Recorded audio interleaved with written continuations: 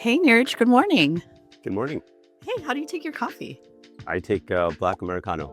Awesome. You have time for a few questions? Yeah, let's do it. So, Neeraj, how did you get into VC? Can you tell us a little bit more about your career path? Yeah, sure.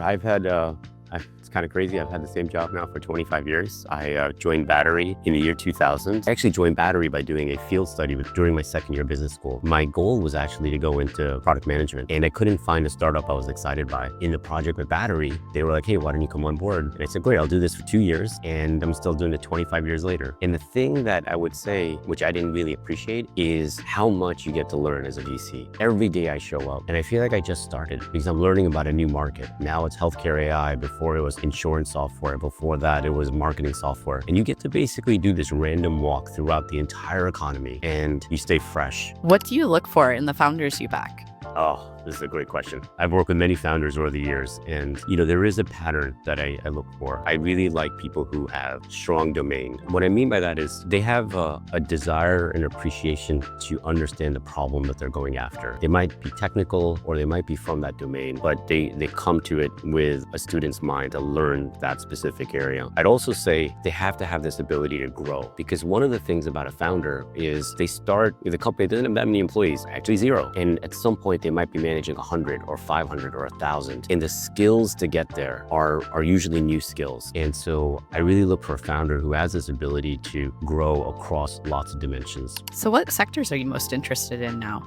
Well, like many folks, I think we were spending a lot of time on kind of just AI and the impact it's having on workflows. I mean, if I take a giant step back, I look at it as when the internet came early in my career, it really provided transparency and access to information to wide population. And that had huge benefits. What it didn't really do is have a dramatic shift on productivity. AI layered on top of the internet actually fulfills the promise of the original internet to provide productivity benefits for everyone. And so from the investment perspective, we're looking at this across all verticals, across all workflows, and trying to figure out where can AI have this productivity benefit. Neeraj, how would you describe Battery's investment philosophy? I would say Battery and myself, we look for several things, and it usually comes down to 4 things: market, team, technology, and financial investment. The investment side usually works itself out. The technology side is built by a team. So you can argue that it comes down to market and team ultimately. And I would say in the venture world, there is a bit of a debate on which of these is more important. And I actually think it's somewhat of a false dichotomy. Ultimately, what you need is both of these things to be in a particular company for a really large outcome. If you have a great team and the market's not there, it tends to be okay. If you have a great market and the team doesn't execute, you could end up being the number 2 or 3 player and capture minimal value. So ultimately, you need both these 2 things to be in place for a good investment and a good time allocation for that founder. I got a CEO coming in, so I probably have time for just one more question, Alicia.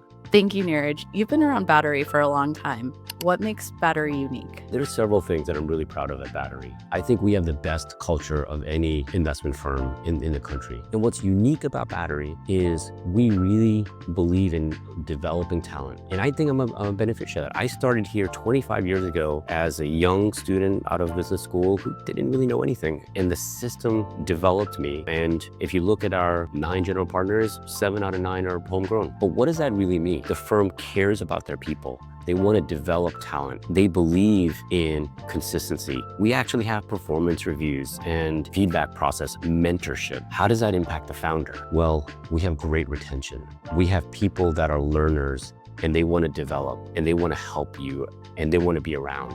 But the only reason you run a system that we run that's kind of a little bit more of a pyramid structure is if you fundamentally believe that this is an institution that's not going to last just the 40 years we've been around, but it's going to last another 40 years.